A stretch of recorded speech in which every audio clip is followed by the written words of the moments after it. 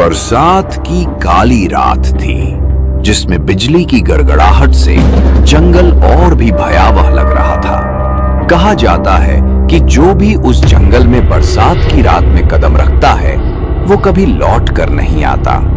आज कुछ गांव वाले अपनी बैलगाड़ी लेकर बिना सच्चाई जाने उसी जंगल के रास्ते से मेले की ओर निकले हैं, लेकिन अंधेरे और बरसात के बीच उनके साथ क्या होने वाला है, ये राज सिर्फ उस जंगल की खामोशी जानती है। अरे ये क्या? ये लो, मैंने पहले ही मना किया था। मैंने कहा था कि इस रास्ते से मत जाओ। अब देखो, बारिश आने वाली है, ऊपर से ये घना जंगल। आप क्या करेंगे? अरे सजल, तू क्यों घबराता है? ये बादल बस गरज रहे हैं, बरसेंगे नहीं। इससे पहले ही हम मेले में पहुंच जाएंगे।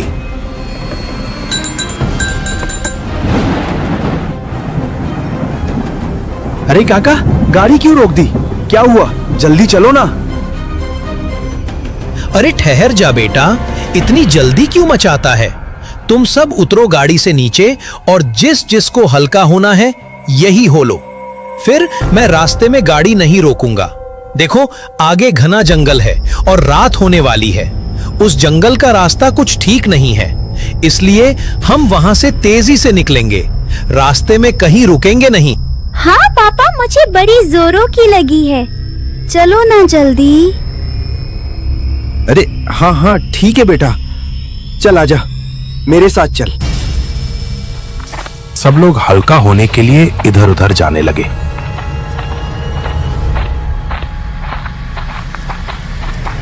अजी सुनते हो?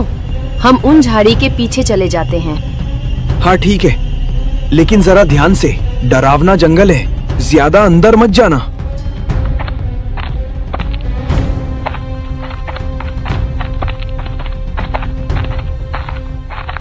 कोई पेड़ के पीछे चला गया, कोई तालाब के पास, और औरतें झाड़ियों के पीछे चली गई।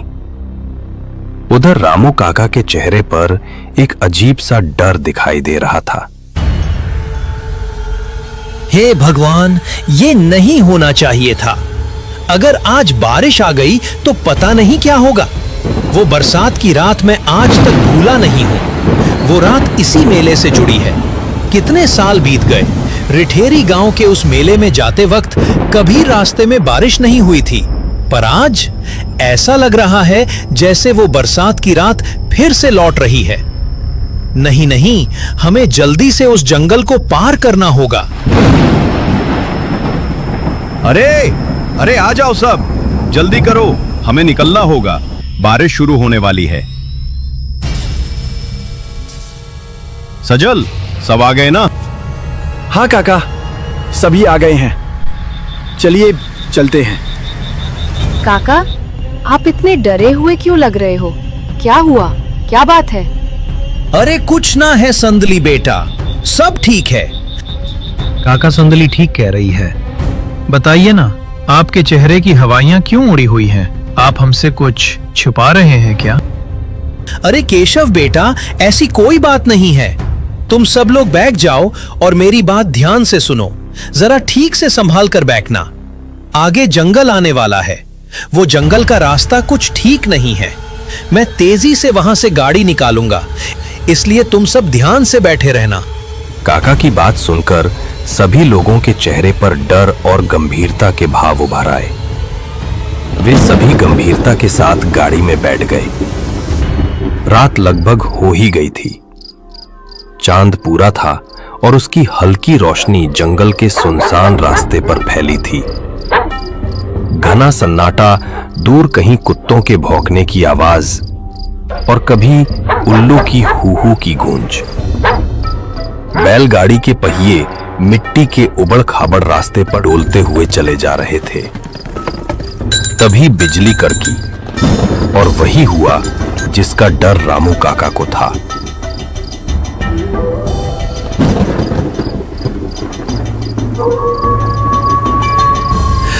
अरे रे, हे भगवान, ये बरसात, ये नहीं होना चाहिए था। अब क्या होगा? हमें वापस अपने गांव लौटना होगा बेटा। अब क्या हुआ काका? गाड़ी क्यों रोक दी आपने? वापस क्यों जाना है? ये बरसात, अरे बारिश हो रही है। ये वही भयानक बरसात की रात है। इस जंगल में बरसात होना ठीक नहीं है। हम मेले में नहीं पहुंच पाएंगे। अपने गांव वापस चलते हैं। काका, बात क्या है? साफ साफ बताइए। मैंने बताया था ना कि ये जंगल का रास्ता ठीक नहीं है। पर काका, हर साल तो हम इसी रास्ते से जाते हैं। फिर इस बार ऐसी क्या बात है जो आप डर रहे हैं? हाँ सजल, पर इस बार बात कुछ अलग है। ये बरसात, इस जंगल में बरसात की रात में जाना खतरनाक होता है। ऐसी बरसात की रात में यहाँ कई छलावे घूमते हैं। बारिश की रात में इस जंगल में जो प्रवेश करता है वो वापस नहीं जाता। ऐसी ही एक बरसात की रात कई साल पहले आई थी, जब हमारे गांव के कुछ लोग इसी जंगल से होकर मेले में जा रहे थे, लेकिन आज तक कोई भी लौटकर वापस नहीं आया। अब क्या होगा काका? तेज बारिश हो रही है और यहाँ कोई बस्ती भी नहीं है। काका, आगे कब्रिस्तान है। मुझे तो डर लग रहा है। अब क्या होगा? क्या हम नहीं बचेंगे? घबरा मत बेटी, मैं कुछ सोचता हूँ। हमें वापस जाना होगा। अभी हम जंगल के उस इलाके से दूर हैं जहाँ छलावा होता है। शायद हम बच सकते हैं। चलो वापस चलते हैं। मैं गाड़ी घुमाता हूँ। काका की बात सुनकर सभी लोग घबरा गए और बैलगाड़ी में एक सन्नाटा छा गया। रामू काका ने गाड़ी वापस अपने गांव की तरफ मोड़ ली, लेकिन ये क्या, जैसे ही वे थोड़ी दूर चले, बैल ठिठक कर रुक गए और गाड़ी के पहिए जाम हो गए। काका, क्या हुआ? अब गाड़ी क्यों रोक लिया आपने? बेटा, सामने तो देखो। सभी लोग सामने का नजारा देखकर चौंक गए। सामने कुछ बड़े बड़े पेड़ टूटे हुए पड़े थे, जिन्होंने रास्ते को पूरी तरह से बंद कर दिया था। सभी गाड़ी से नीचे उतर गए। काका, अब क्या करें? हम सब मिलकर भी इन पेड़ों को रास्ते से नहीं हटा सकते। पता नहीं क्यों मुझे ऐसा लग रहा है कि कोई शक्ति है जो हमें वापस नहीं जाने देना चाहती। वो हमें इस जंगल में रोक रही है। काका, अब हमारा क्या होगा? हमें आज मेला देखने के लिए आना ही नहीं चाहिए था। हे भगवान, हमारी रक्षा करना। तभी जोर से बिजली कड़की और बारिश और तेज हो गई। जंगल में दूर से कुत्तों के रोने की आवाज आ रही थी। झाड़ियों के बीच से झींगुरों की किट किट निकलकर पूरे जंगल में गूंज रही थी और वहां का माहौल डरावना होता जा रहा था। तुम सब घबराओ मत, हम यहाँ से सही सलामत घर वापस जरूर जाएंगे। मुझे एक दूसरा रास्ता पता है, हम वहीं से अपने गांव वापस जा सकते हैं। सजल बेटा, देखो, अगर हम इस रास्ते से जाएं तो गांव की तरफ जा सकते हैं। पर काका, ये तो कब्रिस्तान का रास्ता है। ऐसी बरसात की भयानक रात में कब्रिस्तान के पास से निकलना ठीक होगा क्या? पर और कोई रास्ता भी तो नहीं है। देख रहे हो ना ये पेड़, इन्होंने पीछे का रास्ता बंद कर दिया है। हमें उसी रास्ते से घर वापस जाना होगा। मेले के लिए गए तो लौटकर वापस नहीं आ पाएंगे। ठीक है काका, इसी रास्ते से चलते हैं। एक तरफ गड्ढा है, दूसरी तरफ खाई। क्या पता गड्ढे में गिरकर बच जाए, क्योंकि खाई में गिरे तो बचना मुश्किल है। बात सही है बेटा। देखो, अब सब लोग गाड़ी में बैठ जाओ। हम लोग कब्रिस्तान के पास से होकर निकलेंगे। कोई घबराना मत। और हाँ, जब हम कब्रिस्तान के पास से गुजरें तो कोई बोलेगा नहीं। सब चुपचाप बैठे रहेंगे। अब चलो। सब लोग बैलगाड़ी में बैठे और काका ने तेजी से गाड़ी को कब्रिस्तान के रास्ते पर भगाना शुरू किया। आधी रात होने लगी थी। बैलगाड़ी धीरे धीरे कब्रिस्तान के पास पहुंच गई। बारिश अभी भी अपने विकराल रूप में थी। आसमान में बादल गरज रहे थे।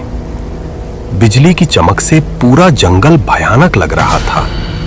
बिजली की हल्की रोशनी में टेढ़े मेढ़े पुराने पेड़ ऐसे लग रहे थे जैसे कोई अपने हाथों को ऊपर उठाए खड़ा हो। पेड़ों की सूखी डालियां नीचे लटक रही थीं। कब्रिस्तान की टूटी फूटी दीवारों पर काई जमी थी। तभी हवा अचानक ठंडी हो गई। जैसे किसी ने अपनी सांस रोक ली थी। बैलगाड़ी कब्रिस्तान के पास से गुजरी तो सब चुप हो गए। अचानक एक कब्र से जैसे मिट्टी खिसकने की आवाज आई और दूर से किसी औरत के कराहने की आवाज। ये कैसी आवाज थी? ऐसा लगा जैसे ये आवाज उस कब्रिस्तान से। सजल अपने डर को छुपाते हुए और गले को साफ करते हुए बोला, शायद हवा होगी, हवा की वजह से कुछ गिरा होगा शायद। लेकिन सबके दिल की धड़कन तेज हो चुकी थी। कुछ ही दूरी पर बैलगाड़ी के सामने एक बुढ़िया खड़ी दिखाई दी। उसके हाथ में एक लालटेन थी जो हल्की रोशनी बिखेर रही थी। चेहरे पर झुर्रियां और आंखें गहरी काली गुफाओं जैसी। उसकी आंखों में जैसे कोई राज दफन था, कोई रहस्य। उस औरत को सामने देखकर बैल ठिक ठक कर रुक गए, जैसे बेचाहकर भी आगे नहीं बढ़ पा रहे थे। कड़े जाबो हो रे? अम्मा, वो हम अपने गांव किशनगढ़ जा रहे हैं। इतनी रात में इस जंगल में क्या करन वास्ते आए से? वो हम रीठेरी गांव का मेला देखने जा रहे थे, पर रास्ते में बारिश आ गई तो वापस अपने गांव जा रहे हैं।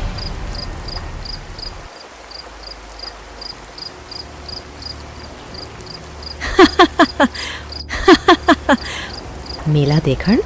बरसात की रात में इस जंगल के रास्ते से जो भी जावेगा वो बचे को नहीं। तने पता से ना? जी अम्मा, हमें पता है। उस जंगल में ऐसी बरसात में छलावे घूमते हैं। हम इसलिए ही तो वापस जा रहे हैं। अरे वापस पाछो क्यों जाबो हो भाई? जद मेला देखन आओ हो तो देख लियो ना। म्हारो जी करे थाने एकदम सुरक्षित रास्ता बताबू था। इस पगडंडी पकड़ लो, इस रास्ते से वो जंगल ना आवेगो। तुम लोग सीधा मेले में पहुंच जाओगो और वह भी बिल्कुल सुरक्षित। काका, ये अम्मा ठीक ही तो कह रही है। अब हम इतनी दूर आ ही गए हैं तो मेला देखने चलते हैं ना? पर संदली, ये ठीक रहेगा क्या? मैं तो कहता हूँ वापस चलते हैं। नहीं पापा, मुझे मेला देखना है। चलो ना, मेले में ही चलते हैं। अच्छा, ठीक है पिंकू बेटा, हम इसी पगडंडी से चलते हैं। अम्मा, आपका शुक्रिया। रामू काका अपनी गाड़ी लेकर उस पगडंडी की तरफ बढ़ गए। उस बूढ़ी औरत की आंखों में एक रहस्यमयी चमक उभर आई और होठों पर एक डरावनी हंसी। बैलगाड़ी धीरे धीरे आगे बढ़ रही थी। पगडंडी बेहद सुनसान थी। दोनों ओर घना जंगल और बीच में टेढ़ा मेढ़ा रास्ता। ऊपर से बारिश का कहर। माहौल डरावना था। रास्ते में उन्हें कई बार लगा जैसे कोई पीछे पीछे चल रहा है। कभी झाड़ियों की सरसराहट, कभी टहनियों के टूटने की आवाज। आखिरकार दूर से हल्की रोशनी और ढोल नगाड़ों की आवाज आती सुनाई दी। सब खुश हो गए, लेकिन उन्हें नहीं पता था कि मेले में उनके साथ कुछ ऐसा होने वाला है जिसकी उन्होंने कल्पना भी नहीं की थी। पापा, मेला आ गया। वाह, बड़ा मजा आएगा। मैं बहुत सारे खिलौने लूंगा। जल्दी चलो ना। मैं तो सबसे पहले एक छाता खरीदूंगी। हाँ, ये बारिश तो आज कहर ढा रही है। हम सारे भीग रहे हैं। अब छाता होगा तो बारिश से कुछ तो बचाव होगा। हाँ। सब लोग जैसे ही मेले में पहुंचे, उनके होश उड़ गए। मेले में उनके अलावा कोई नहीं था। दुकानें सजी थीं, लेकिन दुकानों पर कोई भी दुकानदार नहीं था। हर ओर चमकती लालटेन थी, पर उनका प्रकाश पीला और अजीब था। ये कैसा मेला है? ये तो, अरे यहाँ तो कोई नहीं है। ना कोई इंसान, ना भीड़ और ना कोई शोर। कहीं हम गलत जगह तो नहीं आ गए हैं? काका, ये सब क्या है? और ये देखो, इन दुकानों पर अजीब अजीब सी चीजें रखी है। इंसानी खोपड़ी और ये पुराने जमाने के मोमबत्ती रखने के खार्चे। ये सब देखकर ऐसा लग रहा है जैसे हम किसी दूसरी दुनिया में आ गए हैं। मुझे तो यहाँ डर लग रहा है। वैसे तो यहाँ कोई नहीं है काका, लेकिन मुझे यहाँ किसी के होने का एहसास हो रहा है। ऐसा लग रहा है जैसे यहाँ कोई है और हमें देख रहा है, पर यहाँ कोई दिखाई क्यों नहीं दे रहा है काका? हाँ, यहाँ है। यहाँ दुकानदार भी है और लोगों की भीड़ भी है। बस हम उन्हें देख नहीं पा रहे हैं क्योंकि ये एक भूतों का मेला है। हम उन्हें नहीं देख सकते पर वे हमें देख रहे हैं। हम एक छलावे में फंस चुके हैं। चलो चुपचाप यहाँ से गाड़ी की तरफ चलो, जल्दी करो। सब लोग जैसे ही गाड़ी की तरफ दौड़े, कोई काला साया उनके सामने से निकलकर भागा। सब लोग ठिठक गए। वो क्या था? अभी कोई गया यहाँ से? मुझे लगता है हम में से कोई यहाँ से बचकर नहीं जा पाएगा। उनका खेल शुरू हो गया है। तुम डरा मत केशव, भगवान पर भरोसा रखो। हम यहाँ से सही सलामत घर वापस पहुँच जाएं, ऐसी प्रार्थना करो। उन सभी को अपने पीछे से कुछ लोगों की आवाजें आने लगी और जैसे ही वे पीछे मुड़े, सामने का नजारा देखकर सिहर गए। पूरा मेला लोगों से भरा था। दुकानों पर भी दुकानदार थे, पर वे दुकानदार इंसान नहीं थे। वे सभी अजीब से प्राणी थे। किसी दुकान पर कंकाल सामान बेच रहा था तो कहीं पर कोई राक्षस या पिशाच जैसा प्राणी था। वे सभी भटकती आत्माएं थीं और अचानक से सब गायब हो गए। वो नजारा देखकर सभी लोग सहम गए और गाड़ी की तरफ तेजी से भागे। और जब उन्होंने पीछे मुड़कर देखा तो दंग रह गए। हे भगवान, काका ये कैसा छलावा है? अब हम क्या करें? कैसे बचे इससे? सजल, हमने जो अपनी आंखों से अभी देखा वो सब सच है। वे सब यही है, लेकिन हम उन्हें देख नहीं पा रहे हैं। वे हमें यहां से जाने नहीं देंगे। तो अब क्या करें? पता नहीं, मुझे कुछ समझ में नहीं आ रहा है। वो बूढ़ी औरत जो कब्रिस्तान के पास मिली थी, वो भी एक छलावा ही थी। उसी ने हमें यहां भेजा था। हम इस छलावे से बाहर निकल गए तो ठीक, नहीं तो आज हम में से कोई यहां से जिंदा वापस नहीं जा पाएगा। फिर भी हमें कोशिश करते रहना चाहिए। चलो जल्दी से गाड़ी में बैठो, यहाँ से निकलने की कोशिश करते हैं। वे सब गाड़ी में बैठकर वहां से निकल पड़े, लेकिन जंगल से कुछ दूर घूमने के बाद फिर से उसी मेले के पास पहुंच गए। नहीं काका, हम घूम फिर के फिर से उसी जगह पर आ गए हैं। अब क्या करें? इस छलावे से बचने का कोई रास्ता नहीं है क्या? हाँ, एक रास्ता है। अगर ये बारिश बंद हो जाए तो हम इस छलावे से बाहर निकल सकते हैं। बरसात बंद होते ही छलावा अपने आप गायब हो जाएगा। ये बस बारिश में ही दिखाई देता है। इसलिए जब रास्ते में बरसात चालू हुई थी तो मैं डर गया था। अचानक कुछ ऐसा हुआ जो किसी भयानक सपने से कम नहीं था। चारों ओर से कुछ डरावनी और भयानक आकृतियां उन्हें घेरने लगी। वे धीरे धीरे उनकी ओर बढ़ रही थीं। उनकी आंखों में नफरत, गुस्सा और एक भूख थी। वे आकृतियां भूखी नजरों से उन सभी की ओर देख रही थी। रामू काका और सभी लोगों ने जीवित बचने की उम्मीद छोड़ दी थी। उन्हें लगने लगा था कि अब वे जीवित नहीं बचेंगे। वे आत्माएं उन पर हमला करने ही वाली थीं कि अचानक बारिश बंद हो गई। बारिश के बंद होने के साथ ही वे सभी आत्माएं गायब हो गई और उस भूतिया मेले का छलावा खत्म हो गया। सभी ने चैन की सांस ले। वे लोग तेजी से गाड़ी में बैठे और वहां से निकल गए। हे भगवान, शुक्र है तेरा, आज तक बरसात के इस छलावे से कोई नहीं बच पाया। पता नहीं हमारे ऊपर ईश्वर की कौन सी कृपा हुई जो आज हम इस छलावे से बचकर सही सलामत जा पा रहे हैं। इससे पहले बारिश फिर से शुरू हो जाए, हमें इस जंगल से निकलना होगा। काका, बस आज यहाँ से निकल जाएं। कान पकड़ती हूँ, रिठेरी गांव के इस भूतिया मेले में तो मैं फिर कभी ना आऊं।